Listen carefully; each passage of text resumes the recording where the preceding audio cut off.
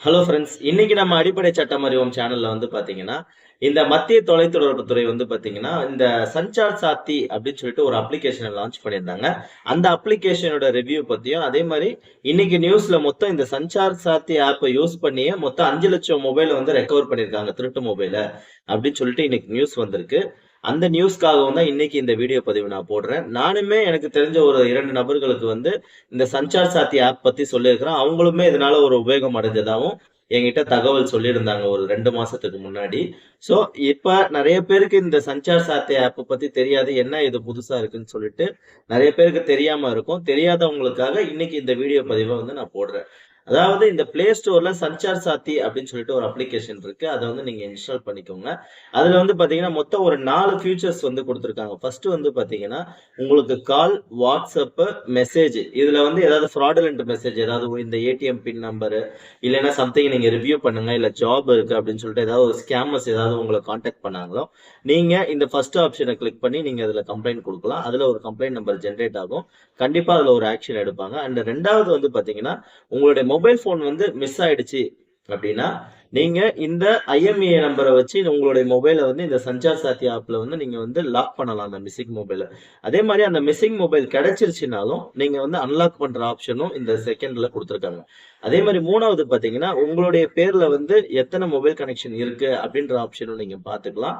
அதே மாதிரி நாலாவது முக்கியமான விஷயங்கள், நீங்க உங்களுடைய ஹேண்ட்செட்டோட ஜென்யூனிட்டி செக் பண்ணிக்கலாம். அதாவது இந்த மொபைல் ஒரு பழைய செகண்ட்ஸ் மொபைல் வாங்குறீங்க, அது திருட்டு மொபைலா இல்லையா அப்படின்னு சொல்லி பாக்குறதுக்காக அந்த ஐஎம்இஐ நம்பரை நீங்க போட்டு அந்த மொபைலோட ஜென்யூனிட்டியை செக் பண்ணிக்கலாம். இது ஒரு நல்ல ஒரு ஆப்ஷன். இதை யூஸ் பண்ணிக்கோங்க. ஏன்னா இன்னைக்கு நிறைய பேர் பழைய மொபைல் வாங்குறாங்க. திருடனவன் என்ன பண்ணுவான், போயிட்டு போனை விற்பான்.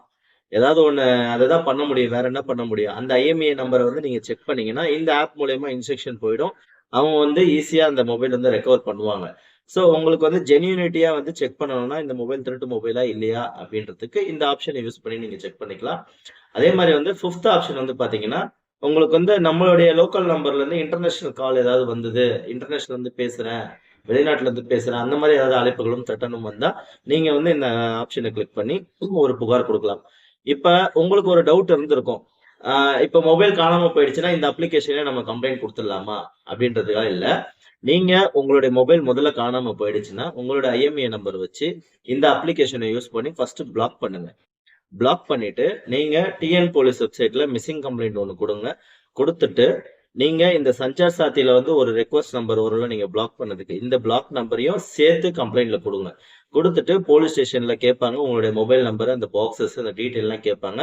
நீங்க போலீஸ் ஸ்டேஷன் ப்ரொசீடிங் வேற, இந்த அப்ளிகேஷனோட ப்ரொசீடிங் வேற. சோ இத யூஸ் பண்ணி நீங்க இது பண்ணிக்கோங்க.